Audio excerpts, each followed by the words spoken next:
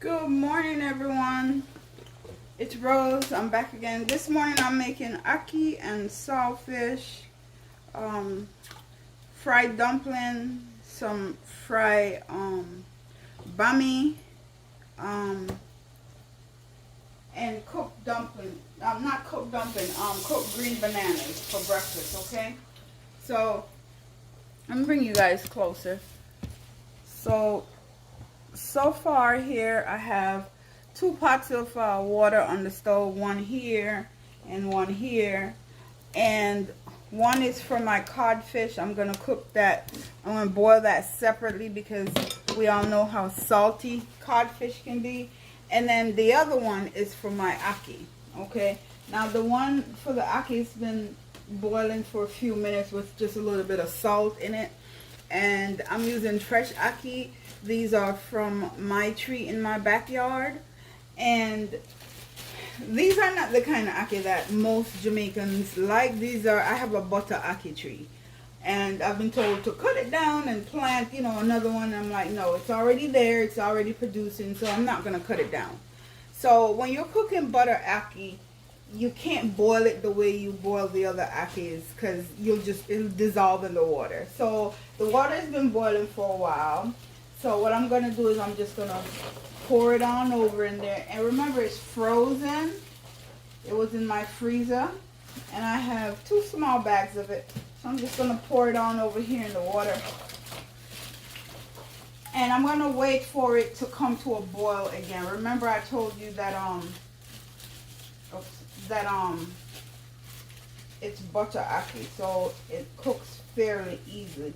So I'm just going to let it come to a boil, okay? Because since the ackee was frozen, the water is no longer boiling, okay? I'm going to let it come to a boil, then I'm going to turn off the stove, cover it, and just leave it there, okay? I'm just going to leave it there until I'm ready for it. And that's how it's going to cook, okay? You don't need to boil it, for it to cook, because like I said, it's soft ackee, okay? In this pot, I have just water boiling, no salt. Okay, so I have my codfish over here, and everybody know how salty codfish is, okay? So what I'm going to do is I'm going to take it out the bag. I'm just going to lay it in the sink, because I'm going to just rinse off the excess salt off of it, okay? Okay. So this is our codfish. I know it looks like a lot, but it's going to shrink when you cook it, okay? So I'm just going to lay it in there. And I'm going to let it cook for about, I'm going to let it boil for about 10 minutes, okay? Then I'm going to pour that water off. And I'm going to add fresh water. I'm going to let it boil for another 15 minutes. Again, saltfish is very salty, okay? They use salt to preserve it, so you want to make sure that you get not all the salt out, but most of it. Over here, I'm going to go ahead and put my banana on to cook, my green bananas. So I'm going to get another pot on, and I'm going to peel my green bananas. I only have, 7 of them. What I forgot to tell you guys is that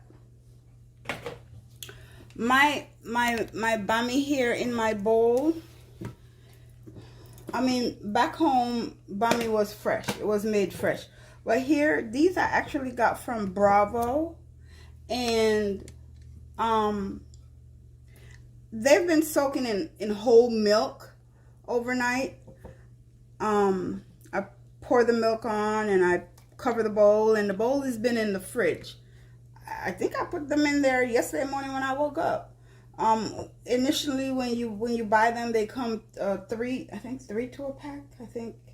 And they're hard. They're really hard. So when you soak them in milk overnight, it's best. It kind of softens them up a little bit, not enough to where they fall apart, but you kind of rehydrate the yuca, because basically that's what it's made from. You guys are gonna see how I'm gonna fry these up.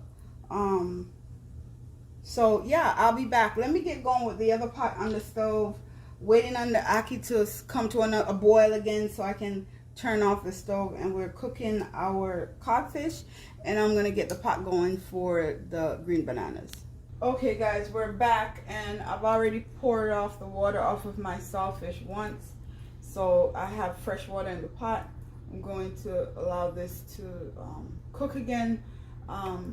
I did decided that since the bananas are peeled, what I'm going to do when this water start boiling back up again, I'm going to add the green banana to this water and just let it all cook together. I mean, it'll be fine, okay? Instead of putting another pot on the stove, okay? So in this bowl, I have maybe about 3-4 cups of, I think it's about 4 cups of flour, and a tablespoon of baking powder. I have 1/4 cup of sugar and a whole teaspoon of salt, okay? And what I'm gonna do is make fried dumpling, okay? So my hands have been washed, they're clean. Let me take my ring off, put it up there, and since I have long nails, I will be using my I'll be using my spatula most of the time. I mean, I don't even know how many cups of water to tell you this is. So you want to just add enough water to form a dough. It all is going to depend on how much flour you have in there, okay? So like I said, I have about 4 cups of flour. So you just keep adding your water a little at a time. Because what you want to form is a dough, but you don't want it to be too soft to where you won't be able to handle it with your hand without it sticking to your fingers when you do get ready to put your hand in the mixture. So I'm just going to add my water a little at a time, and that's what I'm doing, okay? I want to form a nice dough, a dough that I can manipulate with my fingers, with my hands, without it sticking to me, okay? And when I put my hand in here, I don't want any loose flour, you know, to be trying. I'm going to use the heel of my hand and my fist to manipulate the dough, to knead the dough. I'm not going to use the tip of my fingers because I don't want my fingers in the flour, and I don't want any dough under my nails. Okay, so yes, you can have fingernails and still make dumplings. I'm gonna let you guys take a look at it in a minute. I'm gonna show you guys what it's looking like now. So I'm able to actually turn the dough now. You see our water over here is boiling. Oops. Uh-oh. There's a pot over here, guys, with hot grease for the for the fried dumpling, and I totally forgot. Splash a little bit of water in it. Okay, so we have our, there we go, we have our banana in the pot. Let me turn it down a little bit. I'm not gonna cover it yet. I'm gonna wait till it's safe for me to cover it. I don't want it to foam over on the stove. Okay. Oh. Hot grease is angry. Don't pop me. So I'm just splashing a little bit of water in the dough. Okay. I think I learned this from my grandma. I have the stove on medium high. But I don't want my dumpling to get too brown too fast. So I'm going to turn it down a little bit more. So this is my dough, guys. And I'm still working it. You see? Yeah, so I turn it and I turn it and I just work it with the back of my hand. And I turn it again and I keep working it. So I don't see any dry pieces of flour on this dough. So everything's well incorporated. Everything's mixed up well together. The dough is not too soft. It's not too hard. It's not sticking to my hand. You know, so this is a dough that's ready. I'm ready to so I'm gonna make I'm gonna form what we call, well, most Jamaicans make their fried dumpling round. Okay, only when we make fritters, it's in like a different shape. It can be long or it can be flat. But so you see the size of this, because of the baking powder that I put in it, it's gonna expand. It's gonna blow up a little. Okay, so that's one.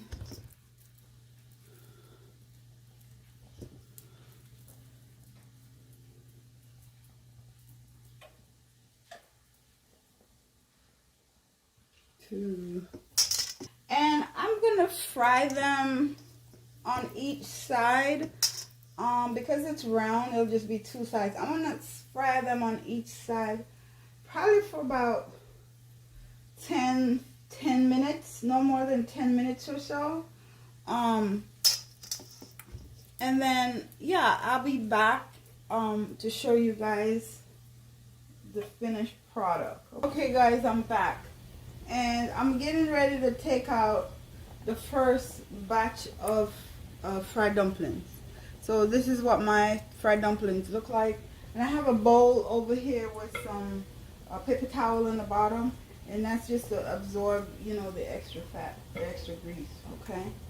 So, I don't know. I can feel my dumplings and tell when they're done, you know, based on how they feel and how they look. If your stove isn't up that high, then you should be able to tell when it's done. And you don't want them too hard where you can't bite into them. For some people, the more baking powder they put in it, the easier it is for them to bite into it. Yeah, I think my grandmother told me that. So I'm just taking out the ones that I can look at and tell and feel they're very light. Because you know it's cooked in the middle, so they feel very light. I'm going to turn these few that's in there and, you know, keep frying them. I do have a few more left in the bowl, so I'm just going to go ahead and put those in. You see how small they are when I put them in versus how big they get when I take them out? Yeah, and that's what you want. You want to make sure that your dough is cooked on the middle. Okay, so put our bowl in the sink so we can get ready to wash it. The pot over here with the banana and the codfish is still boiling. I have it half open because if you're going to put codfish in with, if you're going to boil codfish with anything, if it's not a big enough pot, it's going to boil over. The salt that's in there is just going to foam up and everything is just going to boil over on the stove, okay? Off camera, I did turn my eyes off of it and it started foaming over on my stove. Thank God I have a flat top, so, you know, it's very easy for me to clean it.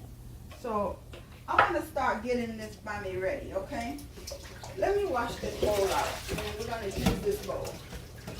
Remember, you're going to fry it, so you don't want a lot of, we soaked it in milk, but you still don't want, when you put the bami in the hot pot, you don't want grease to be popping up on you because it's too moist and it's dripping with the milk. So what we're going to do, we're going to pat dry them a little bit. Just going to lay the paper towel down. Okay guys, so we're gonna lay the paper towel down on the counter, okay? And I'm just gonna get the lid off my bowl, and here we have my bami, okay? You see that, guys? It's like a little disc. So I'm gonna put it on the paper towel and pat dry it a little bit. I'm gonna cut it in half, okay? I'm gonna put it back together. I'm gonna cut that in 1/4 again, okay? And so when I'm done cutting it, this is what it looks like. So I end up with 4 of these. You could cut these again, but nah, I'm not gonna cut them again, okay? So we're gonna put them over here in this clean bowl. I don't want my dumpling hard, so what I'm gonna do when I'm finished with them, I'm gonna damp a piece of paper towel and I'm gonna lay it on top, and then I'm just gonna cover the bowl and let the steam rehydrate the dumplings, because I don't like hard dumplings, okay? I like chewy dumplings, okay? So guys, the reason why I'm gonna add a little bit of butter to the pot when I'm gonna fry my bami, I'm gonna add a little bit of salted butter, is because I won't be adding any salt to the bami. The bami doesn't need salt, but a little bit of salted butter is just gonna kick the flavor of it up just a little bit, okay? Yeah, and the ackee is ready. You didn't have to boil it, and yeah, it's intact. As you guys can see, everything is intact and it's cooked. And how you know it's cooked is you can either stick a fork in it, or you could just take a piece out and touch it with your finger, okay? And it will fall apart, okay? If it's, oops, yep, there you go. If it's not falling apart, that means it's not done. So I'm just gonna get one of my colanders. I'm gonna strain it off and drain all the water. Yeah, and I'll be back, okay? Okay guys, we're back, and I'm finished frying my dumplings, and I have the pot over here. I poured all the grease out of it, and I'm putting maybe about 2 tablespoons of butter in the pot, and this is the pot we're gonna fry our bami in. And I don't want it too hot. I'm just gonna add a little bit of this oil, not too much. Okay, this oil is hot. This is the oil we used to fry the dumpling, but it's still clean, so that's why I'm using it. And the dumplings are done. So what I'm gonna do is I'm gonna just wet a clean piece of paper towel. And some people like their dumpling crunchy, you know, I'm one of those that don't, okay? So I'm just gonna put it over it, and I'm gonna have my daughter put the lid on. Dumpling's still hot, so it's literally gonna dry the paper towel up, okay? So I'm just trying to rehydrate them to where they won't be hard, okay? And here I have my pot. I had it on the stove, but I took it off because it was getting too hot. So here I have my pot to start my turn that down some, to start my my ackee and saltfish, okay? And here I have this on, it's fairly low. I think I have it on numbers. I had it on 1, so it's right now it's in between 2 and 3, okay? So it's like a low medium, and this is what we're gonna use to fry the bami. This is olive oil over here, okay? And that's for the bami, okay? I have my codfish. I've taken it out of the pot and it's ready. I'm not gonna break it up too much because it's gonna do that all on its own. So I'm gonna add the onions, and I'm gonna add the green onions. I'm not gonna add the red bell pepper or the green bell peppers yet, because I like my bell peppers in my ackee and saltfish. I don't like them to be too mushy. I like them to have a texture still to them. So you'll see at what point I'll be adding them. So I have that in there. Let's put this over here. You put the amount of pepper you want in yours. I like heat. And this pepper isn't so hot. You can basically smell Scotch bonnet pepper and tell how much heat it will have. And I'm smelling it and it's not hitting me in the face. So my tomato, guys, I'm forgetting my tomato. Okay, I need this tomato in my life. So I'm gonna rinse it off again. So I rinse it before I put it in the fridge. Okay, so there's no special way to cut this tomato. You just cut the tomato up. You want to cut it up small, cut it up small. You're going to cook it anyway. You want to cut it up big, cut it up big. It's going to get cooked. Okay, so I'm going to put it on over in there. Okay. and stir it up. Okay, this is ready. This over here is ready for the, oh, you hear it? Yeah, it's popping. So I'm going to put the bami in there. The pot is not too hot. It's not too cool. It's just right for these bami. Okay? Alright. At this point, I'm going to go ahead and add my codfish. Okay? I like to cook my codfish up by my saltfish up by itself before I add my ackee. Okay, so I'm gonna put some thyme in it in a minute, but okay, so that's what it looks like. So, and it's olive oil. I'm only using olive oil. I'm gonna go ahead and put a little bit of seasoning in it. So I'm gonna put a little bit of that. Okay. And then I have my black pepper. Okay. I'm adding my black pepper. Okay. I want to add a little bit, let's close it. A little bit of the garlic salt. And remember, it's saltfish, guys, so be careful with the salt, okay? And I'm going to add a little dash of seasoning salt. So here's where you can add a little bit more if you like. For me, this is garlic, and I'm just gonna put a little bit of garlic. I don't want all that garlic in my ackee, okay? And a little bit of onion powder. Okay. So remember, I didn't break my codfish up before I added it to the pot, and one of the reasons why I didn't break it up is because it's soft enough to where you put it in here, it's going to do its thing, okay, what it needs to do.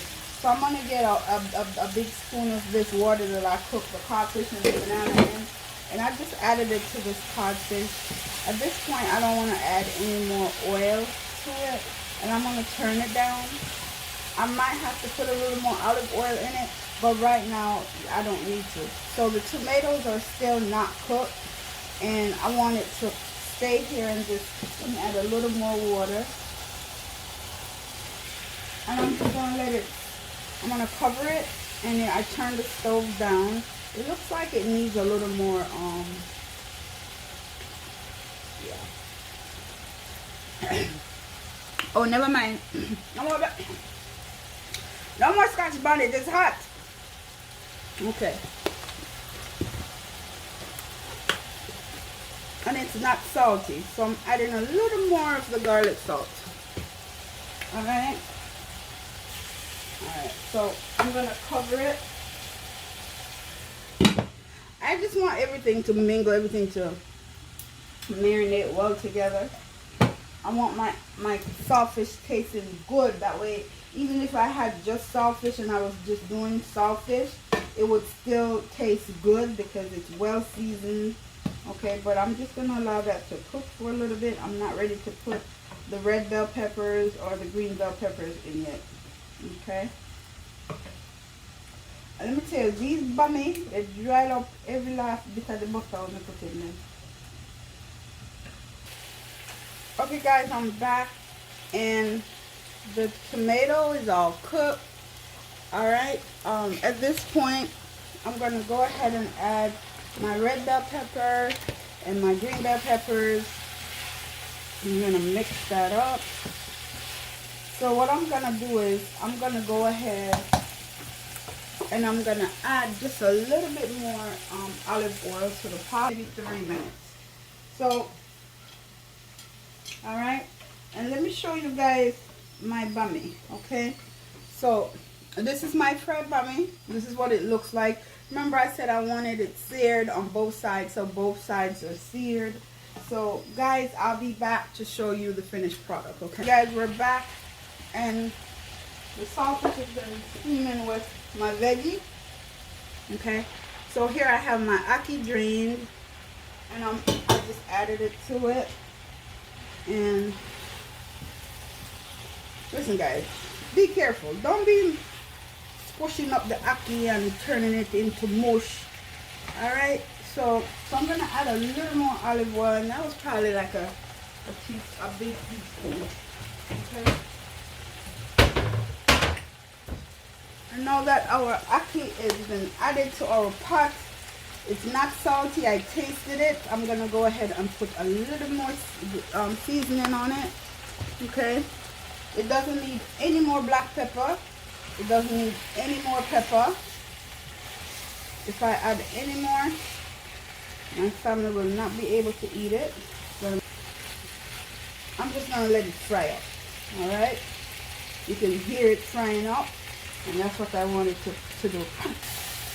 Yeah. Yeah, man, it's frying up nicely. It didn't use no more oil now. Not too much. I mean, you can't really see the oil in the pot, but yeah, it's not too greasy.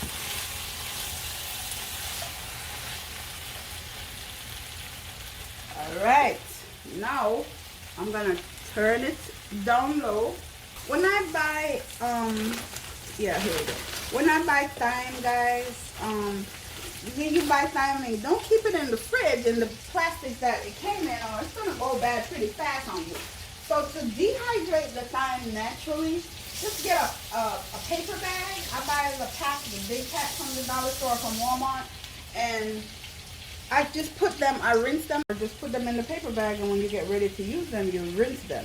So what I'm adding is some thyme, okay, some dry thyme, and I'm just gonna sit most of it on top of it because I put it all the way to low, okay?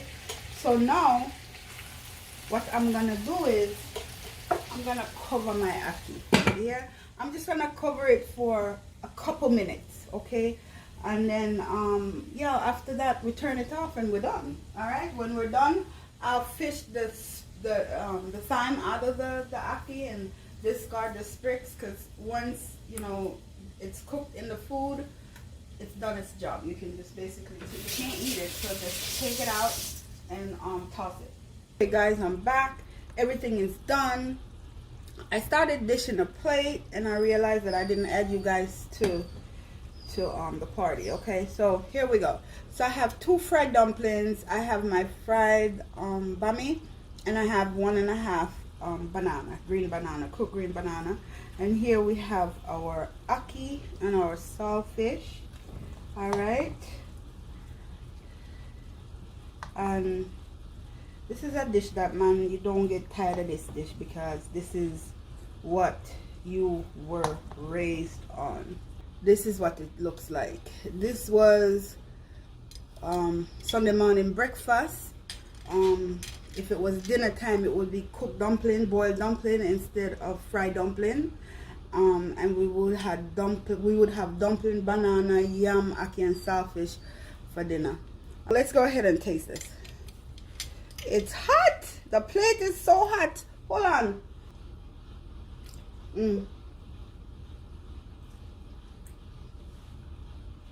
So good. So right. Oh my God.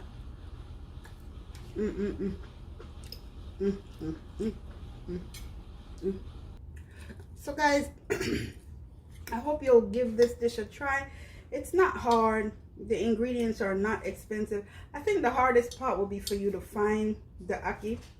And a lot of people nowadays use the canned ackee. Don't forget to like, share, subscribe. And later on, guys, I'll be back with a recipe for, like I said, yeah, chicken soup, Jamaican style, and lasagna. Okay, I'll be posting those this week. Okay, take care.